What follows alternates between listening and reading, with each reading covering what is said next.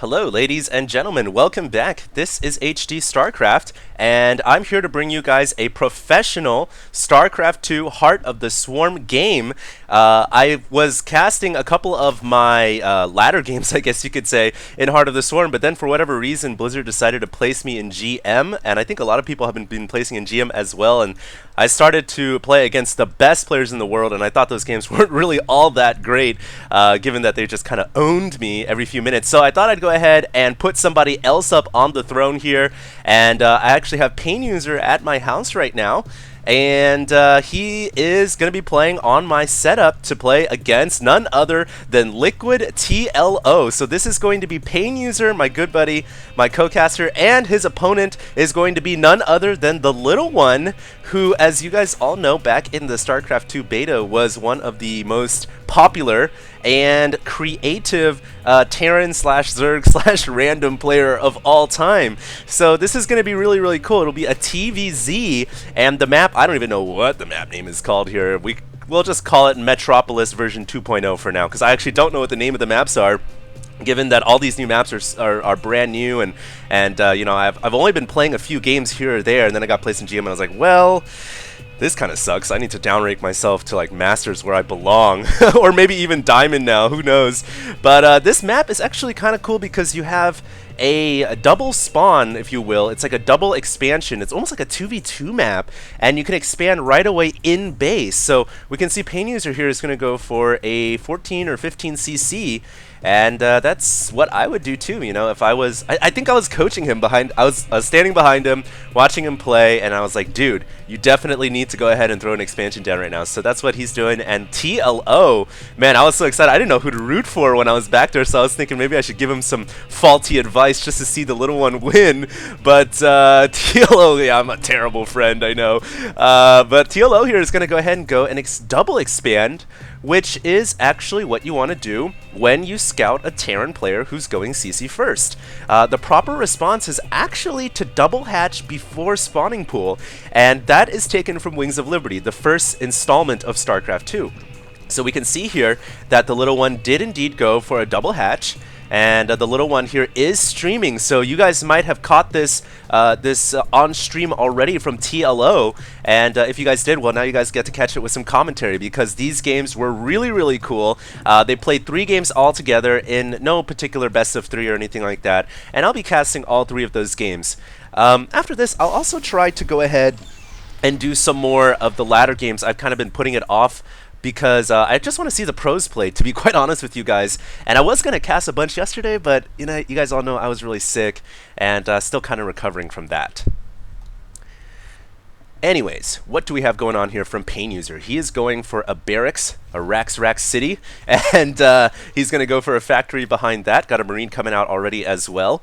I think the consensus in Heart of the Swarm, people were really trying out all the new mech units, and they're really, really good. But the problem is against Zerg, the Warhound doesn't actually hit biological units. Well, it hits it, but the Haywire ability, the special add-on DPS ability, the Missile Barrage, doesn't hit anything but mechanical units. And Zerg obviously don't have any mechanically infused units, at least not yet. I don't know, we might see something like that in Legacy of the Void or some kind of change in Heart of the Swarm beta.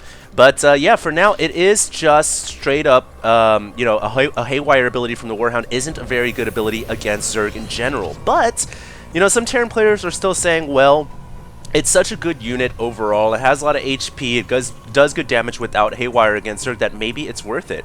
So we're probably going to see PainUser, if I recall correctly, he will probably try out a mech-based play here, as he's got already a factory plus a reactor. And definitely, one of the new units that is very, very good against Zerg is the Battle Hellion. The Battle Hellion is insanely good versus Zerg. You guys know that Hellions already roast up Zerglings pretty well, but once there's a lot of Zerglings, they kind of dominate that. But when you have Battle Hellions, it almost doesn't even matter how many Zerglings run into you, especially since the cone-based effect of the Battle Hellion, from what I've seen in major battles, is better than the rail straight fire gun of the normal car version of the Hellion. So we'll see what happens here. PainUser is going for a starport. He's adding on a command center. What is TLO doing? He did grab the hatch down here. There is a collapsible rock tower here, and if you break these rocks down, funnily enough, it will form another rock thing right here, which does damage to anything it falls on. I think it's like 500 damage, and it will kill off all the larvae under here as well. If there's no hatchery here, it forms another destructible rock right here, and this becomes impenetrable. So that's one thing I guess an opponent can do to be annoying, is they can break down these rocks, and TLO's already on it. He's going to break down the rocks right here, and that's going to block the expansion for PainUser. Now in the middle of the map, we do have 4 car version Hellions. They are running across the field. Great creep spread so far from TLO, just 8 minutes into the game, and he's starting to connect all of his bases and moving towards the middle. But there are 4 car Hellions coming in here, and with the spine crawlers coming up, these drones are all going to try to become crawlers to protect themselves. Not a bad idea at all by TLO. That's actually really intelligent. But he will lose a few drones, and now cancels the crawlers, cancels the extractors to save the drones. Wow. That's really, really smart. Count on TLO to come up with creative ways to save his drones and to just be very creative when it comes to playing StarCraft 2. And, you know, some players are really elevated to a whole new level when they have new toys to play with. So I'm really looking forward to seeing how the Little One adapts into Heart of the Swarm and uses the new units. This should be really, really fun. There is a Banshee coming in, though. Gets 5 more drone kills, totaling up now to 8 drone kills. The Zerglings did break down the rocks, and so now it's formed this collapsible rock tower debris, man, and these are impenetrable. You can't do anything about that, but you have to kill that to get your expansion. PainUser now adding on a lot of factories. Definitely going to be playing a mech-based style here, trying to, I guess, get early game advantage with the opening Banshees. And TLO, what is he going for? Is he going to go for something like Swarm Host? Those would be insanely good. It looks like he's going for Roaches right now to bust down the rocks. And I actually think Roaches are almost a necessity now in Zerg versus Terran due to the Battle Hellion. You can't beat Hellions straight up anymore with a swarm of Zerglings. Back in Wings of Liberty you could, but if they have the battle mode on, Zerglings just won't cut it. It is not a cost-effective way to fight against it. And so a lot of Zergs now are just resorting to going for Roach-based play in order to shut that down. TLO still spreading creep across the middle of the map, going for that 6 Queen strategy that is so prevalent in StarCraft 2. He's also adding in a Hydralisk den. Wow. That is interesting, and maybe he's going to make use of the Speed Hydras. And, you know, thinking about that, it actually makes a lot of sense. That's not a bad idea at all when it comes to combating mech. You know, mech is so prevalent now with the Battle Hellions, the Warhounds, the Siege Tanks, the Thors. Roaches and Hydras might actually not fare too badly against that kind of composition, considering Hydras now have speed, so they can get out of a sticky situation. We'll have to see, though. 3 Banshees now flying across the middle of the map. And that is quite a bit of firepower, air to surface. Will TLO be able to deflect that much Banshee harass? He's got a couple of Spore Crawlers all over his bases, so I think he'll be okay. Drone count 73 to 54. PainUser finds the rocks and he's like, oh, that sucks. And he should go ahead and just land it to the side and get some kneeling done right now, get some harvesting done, but it doesn't look like he will. He's actually going in with his Banshees right now, but now he sees the Hydralisks, and that should pretty much all but shut down the Banshee play. I actually don't think Banshees at this point would be an intelligent maneuver. We have creep tumors spreading out. I love the new tentacle animation that they get. The more tentacles, the more appendages for Zerg, the better, I guess. And the Banshees now will just be brought back home. PainUser also bringing in a Raven, might be scared about the possibility of burrowed Roaches. Given that burrowed Roaches were always very good against mech-based play in Wings of Liberty, that is a good idea. PDD will also help to shut down the Roaches and Hydras. And TLO right now still really hasn't used much of the new units. I think he's just going to try a mass Speed Hydra build with Roaches here. And we're about to find out one of the new styles in Heart of the Swarm, how that fares against in a high-level game of StarCraft 2. Finally, the rock's being broken down by these Hellions. Unfortunately, fire has never been effective against rock. It's not very effective when Charmander used Flamethrower against Onyx. And so PainUser now going to drop down some mules, lots of mules in fact. That's going to give a significant boost to his income. But he is really cornered in right now, man. That's the problem, I think, with playing mech. It does kind of hamper you down on your bases. We can see now TLO is just running rampant all over the map. Going to be able to have the liberty to take out hatcheries down to the bottom side of this map as well. And once he gets his hive up and he gets his Hydra speed, things are going to change considerably, man. Hydras move a lot faster off creep. This is 25%. I feel like they move so much faster on creep. It's almost insane. And so for now, it's just the build-up. Neither player really utilizing too many of the new units. But here we go. We have 4 Vipers on the way by TLO. And Vipers are an interesting new unit added into StarCraft 2 Heart of the Swarm. My opinion on the Vipers, I'm not too sure about the Binding Cloud ability. It's kind of like Dark Swarm from StarCraft Brood War, but I feel like the area of effect is a bit small and it might get buffed. To me, why use that when you can use Fungal Growth? But I do like the Abduct ability quite a bit. And Abduct could actually be a great ability to use against mech. I mean, mech units are so expensive. If you can abduct a couple Thors or siege tanks, and I know I can count on TLO to use those new abilities to the fullest effect, then I think we'll be in store for some pretty interesting surprises. Now, we do have Hydra speed on the way, Ultra Cavern as well.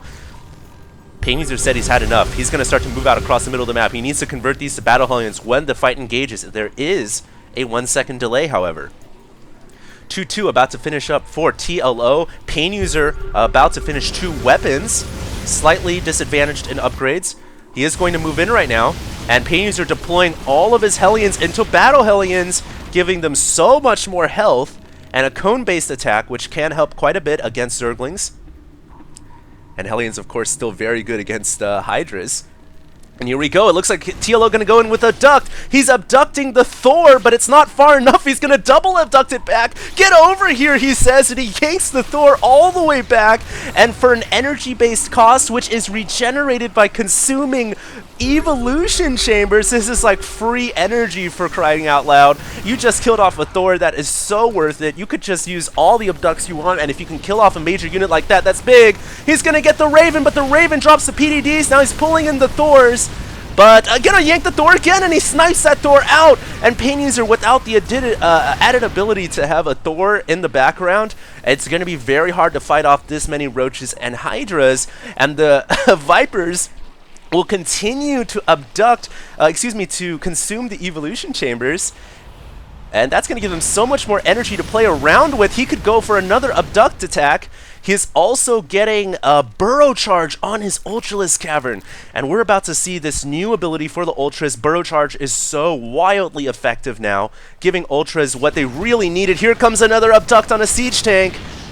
Oh man, TLO is just playing hostage right now. He's holding these units, but he's not even holding them for ransom. He's just abducting them and then killing them. That is not how you play war games, TLO. You have to at least have some bargaining chips. He's just going all-out warfare. He's yanking tanks left and right. He can continue to pull this guy back, but he doesn't need to. And he kills off yet another tank, and PainUser doesn't have an answer for this. Now trying to bring out some Vikings, which I think is a good idea. Vikings or Ghosts can both stop the Viper, whether it be EMP snipe or just having the raw DPS from a Viking air-to-air. PainUser still has the control of the point defense drones, which is making it so that TLO does not attack into this location. The PDDs will shut down Roaches and Hydras. So TLO choosing his battles wisely, just going around, picking off units, and waiting for the PDD to expire. And still using that Consume on his Evolution Chamber. He's going to be careful. He might end up killing them, although it doesn't matter. He's already maxed all of his upgrades minus melee. And we're about to see a lot of Ultras come out, I think. He's finished up Burrow Charge. He's now getting the Sugar Plating. And for those of you guys who didn't know, Chitinous is another word for sugar. And random fact 101 from HD. And it looks like PainUser are now going to begin to push out once again. He's going to lose the PDD, so he's got to be careful. Does he have another Raven inbound? He does. But he hasn't dropped the PDD yet. Gonna go for the weakened Evolution Chambers, and TLO has all but pulled back. He's going to go for a counterattack around the side. So smart. Why attack headlong into a mech army when as Zerg you have more mobility, and you can go around the map and harass And he's going to attack multiple locations here, while his PainUser also goes to the top left with some Battle Hellions. He has killed off one of the command centers, and now trying to make his way down to the other expansion in the bottom. And this is a major battle. PainUser is going to clean up all the roaches and hydras at his front door, but not the ones in his backside. Meanwhile, his Battle Hellions are roosting up drones. An Ultralisk has come out, but it seems to be having problems navigating itself. It's not even attacking. Oh my god, that Ultralisk, what was it doing?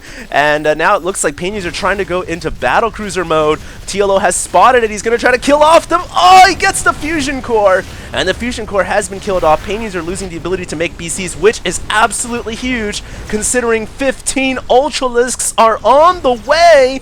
And will PainUser get this hatchery? He will. He burns it down with Battle Hellion flames. Blue Flame Battle Hellions taking out the hatchery.